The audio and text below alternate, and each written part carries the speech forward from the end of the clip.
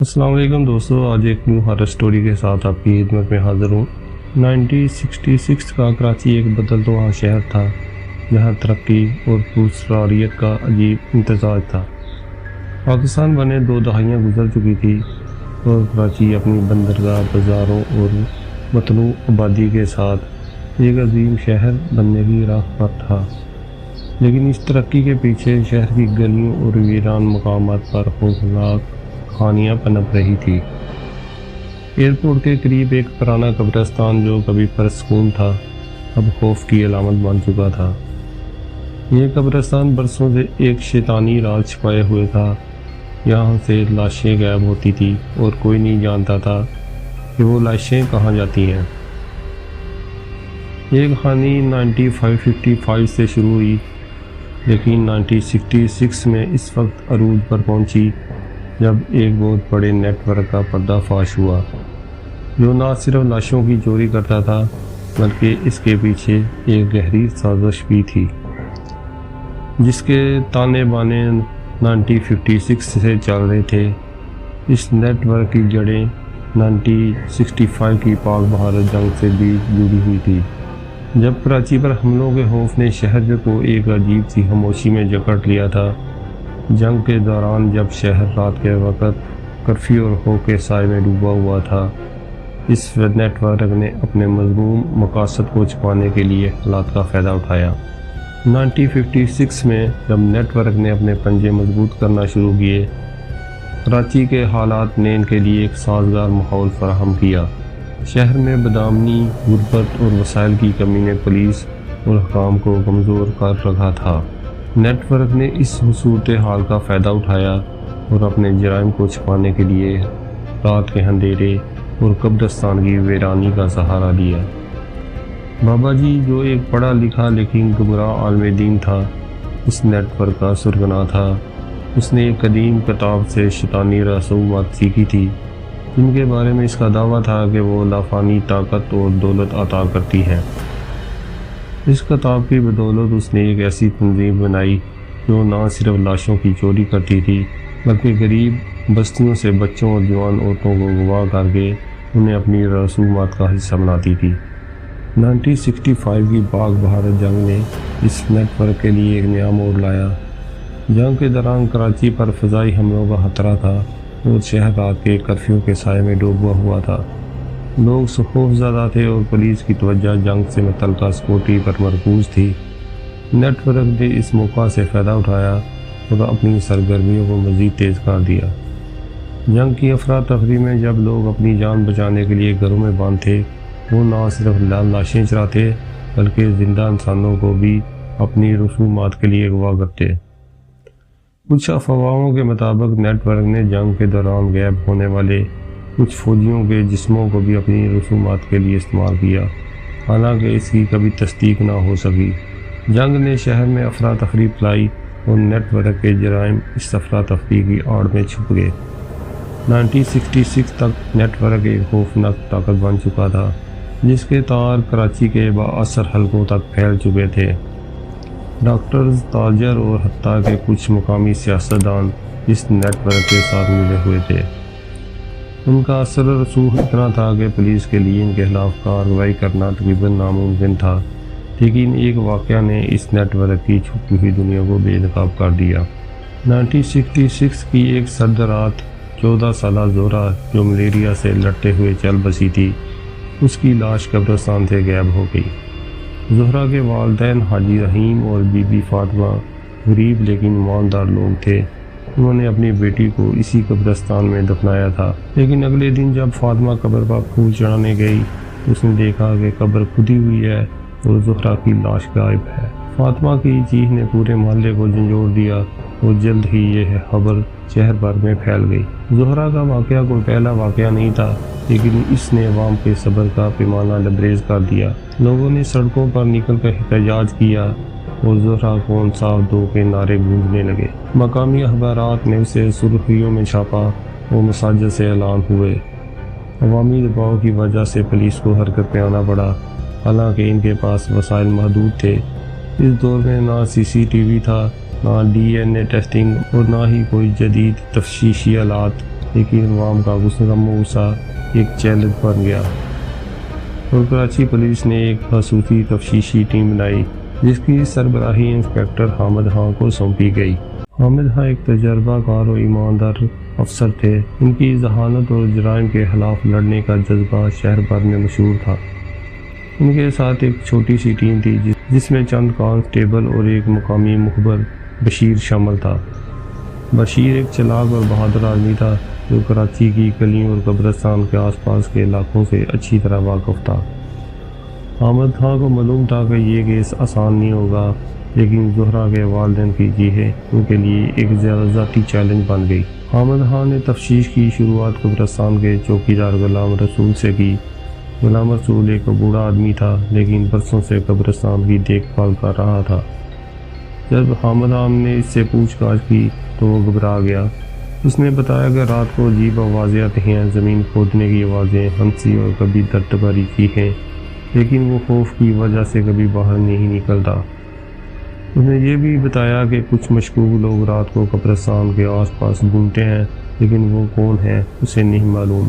حامد خان کو غلام رسول پر شک تھا، لیکن ٹھوس ثبوت نہ ہونے کی وجہ سے وہ آگے بڑھا۔ حامد خان نے بشیر کو قبرستان کے آس پاس نگرانی کا حکم دیا۔ بشیر نے کئی راتیں ایک پرانے گودام سے میں چھپ کر گزاری۔ ایک رات جب چاند کی روشنی غائب تھی، اس نے 4 مشکوک لوگوں کو قبرستان کے پچھلے دروازے سے دال ہوتے دیکھا۔ ان کے چہرے کپڑوں سے ڈھکے ہوئے تھے، ان کے ہاتھوں میں بیلچے اور ایک تھیلا کچھ دھاتی چیزیں تھیں۔ بشیر نے چپکے سے ان کا پیچھا کیا۔ انہوں نے ایک نئی قبر کھود کر لاش نکالی، اسے تھیلے میں ڈال دیا۔ پھر انہوں نے لاش کے گرد ایک دائرہ بنایا اور عجیب الفاظ پڑھنا شروع کیے۔ ان کے ہاتھوں میں خون آلود چھریاں تھیں اور لاش پر نشانات بنا رہے تھے۔ بشیر کے لیے یہ منظر ناقابل برداشت تھا اور وہ مشکل خود کو سنبھالتا ہوا حامد خان کے پاس واپس آیا اور سب کچھ بتایا۔ حامد خان نے فوراً اپنی چھوٹی ٹیم کے ساتھ قبرستان پر چھاپا مارا، لیکن ملزمان فرار ہو چکے تھے۔ قبرستان میں زہرا کی قبر سمیت کئی قبریں کھدی ہوئی تھی۔ چھاپے کے دوران پولیس نے ایک زخمی ملزم رستم کو پکڑ لیا۔ رستم ایک مقامی گنڈا تھا جو کہ چھوٹے موٹے جرائم کے لیے مشہور تھا۔ تفتیش کے دوران اس نے ایک ایسی کہانی بتائی کہ حامد خان اس کی ٹیم کے رونگٹے کھڑے ہو گئے۔ رستم نے اعتراف کیا کہ وہ ایک بڑے جرائم پیشہ نیٹ ورک کا حصہ ہے جو 1956 سے کام کر رہا تھا۔ اس نیٹ ورک کا سربراہ بابا جی تھا جس سے کبھی کوئی نہیں ملا تھا۔ نیٹ ورک لاشوں کو مختلف مقاصد کے لیے استعمال کرتا تھا۔ کچھ اعضاء بلیک مارکیٹ میں فروخت کیے جاتے تھے، کچھ لاشوں کے ساتھ بدسلوکی کی جاتی تھی اور کچھ کو شیطانی رسومات کے لیے استعمال کیا جاتا تھا۔ رستم نے بتایا کہ نیٹ ورک کے کچھ ارکان لاشوں کو کچا کھانے میں بھی ملوث تھے، کیونکہ وہ مانتے تھے کہ اس سے انہیں طاقتیں ملتی ہیں۔ ان رسومات کا مرکز ایک خفیہ گودام تھا جو کہ شہر کے مضافات میں تھا۔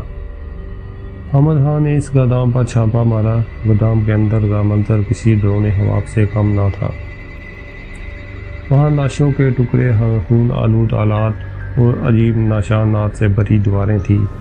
ایک کونے میں زہرا کی لاش ملی جس پر عجیب نشانات تھے۔ گودام میں ایک زیر زمین کمرہ بھی تھا جہاں ایک پتھر کی قربان گاہ تھی جس کے گرد خون کے دھبے اور انسانی ہڈیاں بکھری ہوئی تھیں۔ دیواروں پر قدیم زبان میں لکھے الفاظ اور تصاویر تھی جو کسی شیطانی انکشاف حامد کے لیے ایک بڑا دھچکا تھا۔ اس نے فیصلہ کیا کہ وہ اس نیٹ ورک کے ہر رکن کو کیفٹے پردار تک پہنچائے گا، چاہے اس کے لیے اسے اپنی جان ہی کیوں نہ دینی پڑے۔ لیکن اس سے پہلے اسے بابا جی کو پکڑنا تھا جو کہ ایک چلاک اور پرسرات شخصیت تھا۔ حامد نے شہر کے ایک بوڑھے عالم دین مولانا عبد الرحمن سے رابطہ کیا۔ مولانا نے بتایا کہ بابا جی، جس کا اصل نام فیاض تھا، کبھی ان کا شاگرد تھا۔ فیاض ایک ذہین لیکن عجیب سوچ رکھنے والا شخص تھا۔ اس نے ایک پرانے مزار سے ایک قدیم کتاب چوری کی جو ایک شیطانی فرقے سے تعلق رکھتی تھی۔ اس کتاب نے اس کے ذہن پر قبضہ کر لیا اور اس نے اپنی زندگی اسے عملی جمع بنانے کے لیے وقف کر دی۔ مولانا نے حامد خان کو متنبہ کیا کہ بابا جی کو پکڑنا آسان نہیں ہوگا، کیونکہ اس کے پاس نہ صرف نیٹ ورک کی طاقت تھی بلکہ وہ جادو ٹونے پر بھی یقین رکھتا تھا۔ حامد خان نے اسے توہم پرستی سمجھ کر نظر انداز کیا اور اپنی تفتیش جاری رکھی۔ بشیر کو ایک مخبر سے اطلاع ملی کہ بابا جی کراچی کے مضافات میں ایک پرانے قلعے کے کھنڈرات میں چھپا ہے۔ حامد خان نے اپنی ٹیم کے ساتھ چھاپا مارا اور بابا جی کو گرفتار کر لیا۔ بابا جی ایک لمبا دبلا پتلا آدمی تھا جس کی آنکھوں میں ایک عجیب سی چمک تھی۔ جب حامد خان نے اس سے پوچھ گچھ کی، اس نے بغیر پچھتاوے کے اپنے جرائم کا اعتراف کیا۔ اس نے بتایا کہ اس نے نیٹ ورک اس قدیم کتاب کی بنیاد پر بنایا تھا اور اس کا مقصد ایک بڑی شیطانی رسم کو مکمل کرنا تھا جس کے لیے زہرا کی لاش منتخب کی گئی، لیکن چونکہ زہرا کی لاش پولیس کے ہاتھ لگ گئی تھی اس لیے نیٹ ورک اب ایک نئی لاش کی تلاش میں تھا۔ تفتیش کے دوران ایک چونکا دینے والا انکشاف ہوا۔ بابا جی نے بتایا کہ وہ نیٹ ورک کا اصلی سرگراہ نہیں تھا۔ اصل سرگراہ ایک با اثر شخصیت تھی جو کراچی کی اعلیٰ سوسائٹی میں ایک معزز مقام رکھتی تھی۔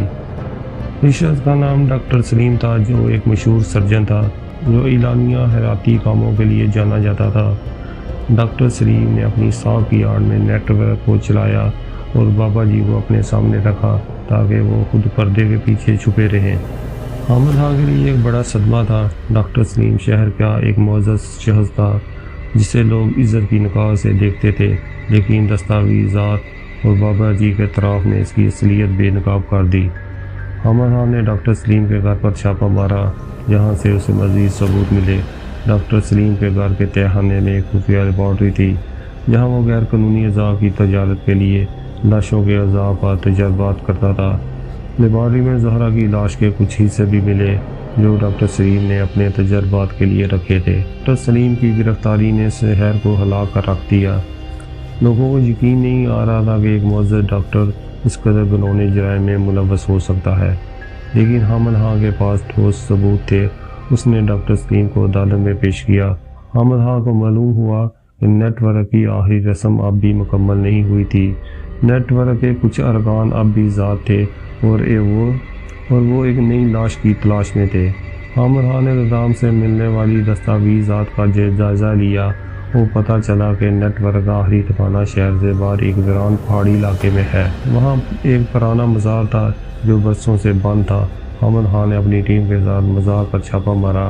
مزار کے اندر ایک خفیہ سرنگ تھی جو ایک بڑے غار تک جاتی تھی جس کی دیواروں پر عجیب تصاویر اور نشانات بنے ہوئے تھے۔ غار کے بیچ میں ایک پتھر کی قربان گاہ تھی جس کے گرد انسانی کھوپڑیاں ہڈیاں بکھری ہوئی تھی۔ دیواروں پر خون سے لکھے الفاظ تھے جو کسی قدیم زبان میں تھے۔ غار میں نیٹ ورک کے باقی ارکان موجود تھے جو آخری رسم کی تیاری کر رہے تھے۔ انہوں نے ایک اور لڑکی کو اغوا کیا تھا جسے وہ قربان کرنے والے تھے۔ حامد خان اور اس کی ٹیم نے بر وقت کارروائی کی اور لڑکی کو بچا لیا۔ نیٹ ورک کے ارکان کو گرفتار کر لیا گیا اور غار سے کچھ پرانے کاغذات ملے جن میں بابا جی اور ڈاکٹر سلیم کے ہاتھ سے لکھی ہوئی کچھ تحریریں تھیں۔ ان تحریروں میں اس بڑی رسم کا ذکر تھا جو اب ناکام ہو چکی تھی۔ حامد خان نے کئی سالوں کی محنت کے بعد نیٹ ورک کو مکمل طور پر ختم کر دیا۔ ڈاکٹر سلیم، بابا جی اور نیٹ ورک کے دیگر ارکان کے خلاف مقدمہ چلا۔ عدالت میں زہرا کے والدین اور دیگر متاثرین کے خاندان نے گواہی دی۔ مقدمہ کے دوران شہر بھر میں احتجاج ہوئے۔ لوگوں نے مطالبہ کیا کہ ملزمان کو سخت سزا دی جائے۔ ڈاکٹر سلیم اور بابا جی کو سزائے موت دی گئی جبکہ باقی ملزمان کو عمر قید کی سزا ہوئی۔ زہرا کے والدین کو انصاف تو مل گیا لیکن ان کا غم کبھی کم نہ ہوا۔ قبرستان کو دوبارہ منظم کیا گیا اور اس کی حفاظت کے لیے نئے چوکیدار رکھے گئے۔ مقامی لوگوں نے مل کر اسے محفوظ جگہ بنانے کا عہد کیا۔ حامد خان کو شبہ تھا کہ نیٹ ورک کے کچھ اثرات اب بھی باقی ہیں۔ اس نے بابا جی کی قدیم کتاب کو تلاش کیا جو ایک پرانے مزار کے نیچے ایک خفیہ کمرے میں ملی۔ حامد خان نے کتاب کو آگ لگا دی اور اسے مکمل طور پر جلا دیا۔ اس کے ساتھ ہی اسے یقین ہو گیا کہ اب یہ شیطانی سلسلہ ہمیشہ کے لیے ختم ہو گیا۔ زہرا کی یاد میں قبرستان کے قریب ایک چھوٹا سا میموریل بنا دیا گیا جہاں لوگ آج بھی پھول چڑھاتے ہیں۔ یہ میموریل نہ صرف زہرا کی یاد دلاتا ہے بلکہ اس بات کی یاد دہانی کراتا ہے کہ معاشرے کو محفوظ بنانے کے لیے ہمیں ہر وقت چوکنا رہنا ہوگا۔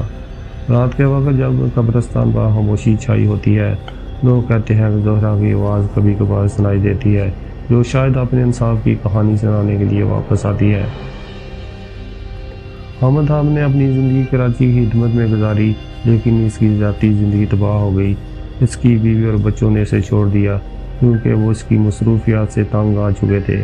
حامد خان اکیلا رہ گیا، لیکن اسے اس بات کا سکون تھا اس نے اپنے شہر کو ایک بڑے خطرے سے بچا لیا۔ یہ کہانی کراچی کے لوگوں کے دلوں میں زندہ رہی۔ اس کہانی میں سب سے بڑا سبب یہ تھا کہ شیطان صرف افسانوں میں نہیں ہوتا، انسانوں کے دلوں میں بھی بس سکتا ہے۔ دوستو، آج کی یہ ہارر سٹوری آپ کو کیسی لگی؟ اپنا فیڈ بیک دیجیے گا۔ اگر آپ اس طرح کی مزید ہارر سٹوری سننا چاہتے ہیں تو ویڈیو کو لائک کریں، چینل کو سبسکرائب کریں، بیل آئیکن کو پریس کر کے آل پہ سلیکٹ کر لیں تاکہ میری ہر نیو ویڈیو کا نوٹیفیکیشن آپ کو فوراً مل سکے۔ تو ملتے ہیں پھر کسی نئی ویڈیو میں نئی سٹوری کے ساتھ، تب تک کے لیے اللہ حافظ۔